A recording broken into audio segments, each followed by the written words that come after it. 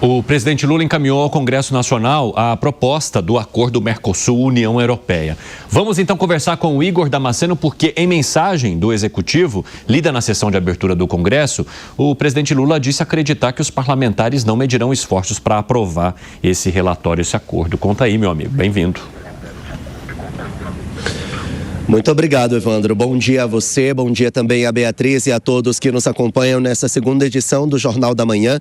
Pois é, o texto foi enviado na noite de ontem ao Congresso Nacional e deve ser discutido na reunião de líderes, que está marcada para as 10 horas da manhã de hoje, na residência oficial da Câmara dos Deputados. Olha, os parlamentares prometem uma tramitação célere em torno deste assunto. Para que o texto seja validado internamente, precisa ser aprovado tanto pela Câmara quanto pelo Senado. O presidente da Câmara, Hugo Mota, já disse que o tema será tratado com prioridade e isso também deve acontecer ali no Senado Federal com Davi Alcolumbre. O texto do acordo entre União Europeia e Mercosul prevê uma redução gradativa ou mesmo isenção total de até 90% do acordo comercial firmado entre esses dois blocos. Mas para que o texto seja validado, ele precisa ser aprovado pelo parlamento de cada país envolvido.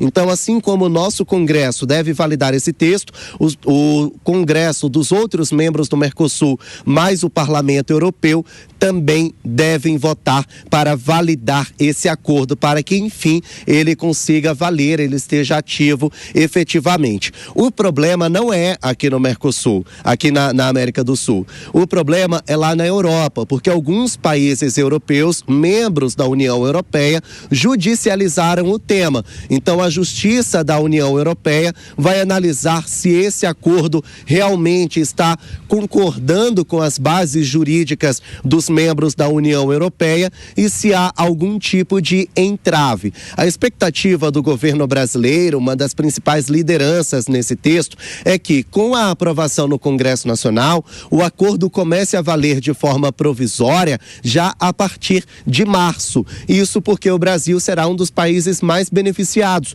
em torno deste assunto. E por isso o Poder Executivo e o Poder Legislativo estão tão empenhados para a aprovação desse texto do acordo entre Mercosul e União Europeia já de imediato. Então a expectativa é que o Brasil consiga então aprovar esse texto de forma veloz, já para pressionar a União Europeia para validar esse acordo também. Como eu disse, ele deve ser tratado hoje na reunião de líderes e o Congresso deve trazer uma tramitação acelerada. Voltamos ao estúdio. Obrigado pelas informações, Igor Damasceno. Um abraço para você. Vem para cá, Langani, vamos falar um pouquinho sobre esse acordo União Europeia-Mercosul e já trazer os detalhes desse andamento no Congresso. Conta aí. Com certeza. Olha só, é um acordo bastante importante para ambos os blocos, para ambos todos os países pertencentes, tanto ao Mercosul quanto da União Europeia. Olha só, Evandro, aqui os destaques, né? Então vamos ler aqui. O novo bloco detém 1/4 do PIB mundial. O que significa isso? Se eu somar a economia de todos os países, Brasil, Argentina, Uruguai, Paraguai, França, Alemanha, vários países, né? Somando tudo, significa 25% do que é produzido no mundo, ou seja, é muito dinheiro, né? Isso significa uma grande oportunidade para o Brasil. Evandro, olha só que interessante também.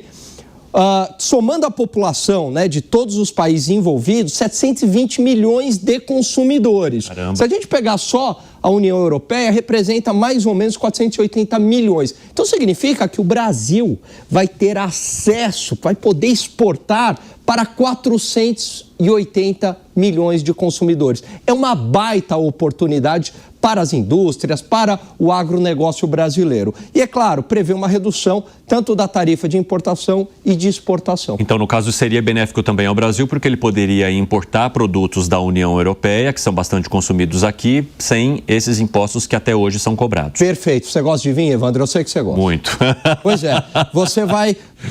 um vinho que hoje chega aqui muito mais caro, porque tem uma série de tarifas protecionistas protecionistas, ele vai chegar muito mais barato, porque ocorrerá essa redução das tarifas protecionistas. Queijos também. Então, o consumidor, ele sai ganhando, né? Ele se beneficia. Não à toa, por exemplo, todo mundo gosta muito de ir lá para os Estados Unidos, porque as coisas são muito baratas lá, quer dizer, antes, né, das tarifas do Trump, justamente porque você não tinha as tarifas protecionistas. Então, o consumidor sai ganhando. Mas não é só o consumidor, não. O empresário também sai ganhando. Mas é um empresário exportador, Alan? Claro, esse é mais óbvio.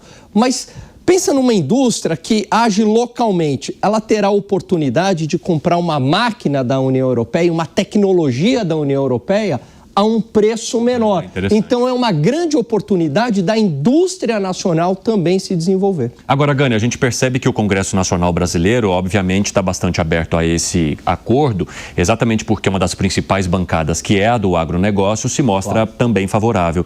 Mas o quanto as decisões tomadas pelos parlamentares europeus podem atrapalhar um pouquinho o andamento, até agilizar essa parte final, depois de uma novela tão longa que acompanhamos até aqui? Olha, Evandro, eu acredito que a realidade vai se impor. Agora, é claro que há lobbies, grupos contrários, principalmente aqueles ligados à agroindústria europeia, porque vai ter dificuldade de competir aqui com a agroindústria brasileira. Mas, no final das contas, no conjunto da obra, vai ser positivo. Então, pode atrapalhar, a questão foi judicializada, mas a Europa não tem muita saída, não tem muito para onde correr. Por quê? Porque você está sofrendo ali as tarifas protecionistas de Donald Trump e, por outro lado, eles têm uma brutal concorrência com os países asiáticos. Então, não tem muita escolha.